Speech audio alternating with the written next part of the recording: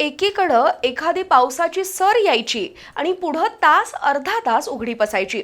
शिवाय अधूनमधून सूर्यदर्शनही व्हायचं. दुसरीकडं कोल्हापूर जिल्ह्यातील घाट माथ्यावर आणि धरणांच्या पाणलोट क्षेत्रात जोरदार पाऊस पडतोय.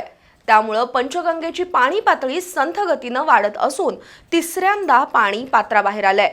आज सायंकाळी पंचगंगा राजाराम बंधाऱ्याजवळ 32.5 फुटांवरून वाहत होती, तर राधानगरी धरण 98% भरलंय.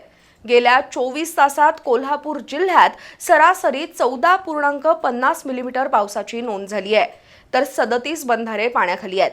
दुसरीकडे इचलकरंजीत पंचगंगेची पाणी पातळी 56 फूट 2 इंचांवर गेल्यानं जुन्या पुलावरील वाहतूक बंद करण्यात आली आहे. यावर्षीच्या पावसाळ्यात तिसऱ्यांदा पंचगंगेचं पाणी पात्राबाहेर आलंय. शुक्रवार पेठेत नदी घाटावर सुमारे 40 फूट पाणी पुढं आलंय. एखादा दिवस पावसाचा जोर वाढतो आणि पुन्हा पाऊस विश्रांती घेतो, असं यावर्षीचं चित्र आहे.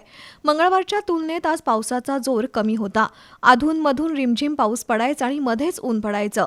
गेल्या 24 तासात जिल्ह्यात सरासरी 14.50 मिलीमीटर पावसाची नोंद झाली आहे. त्यात सर्वाधिक म्हणजे 42.9 मिलीमीटर पाऊस गगनबावडा तालुक्यात झालाय.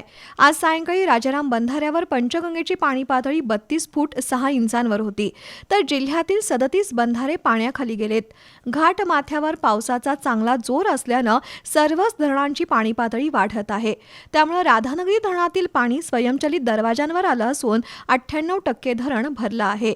त्या तुलनेत दूधगंगा धरणात 59% पाणीसाठा झालाय. एकूणच यावर्षी वरुणराजानं स्लो बट स्टेडी भूमिका घेतल्याचं पाहायला मिळतंय. इचलकरंजीतील पंचगंगा नदीच्या पाणी पातळीत चांगलीच वाढ झाली असून आज सकाळी 11 वाजता जुन्या पुलाला लागून पाणी वाहू लागलं. त्यामुळे महापालिका प्रशासनानं जुना पूल वाहतुकीसाठी बंद केला. सध्या कागल हुपरी मार्गावरील वाहतूक मोठ्या पुलावरून सुरू आहे, तर नदीकाठावरील स्मशानभूमीच्या वाहन पार्किंगजवळ नदीचं पाणी आलं असून गेल्या 24 तासात 3.5 फुटानं पाणी पातळी वाढली आहे. इचलकरंजीतील पंचगंगेची पाणी पातळी 56 फूट 2 इंचांवर गेली असून नदी काठावर अग्निशमन दलासह आपत्कालीन यंत्रणा सज्ज आहे.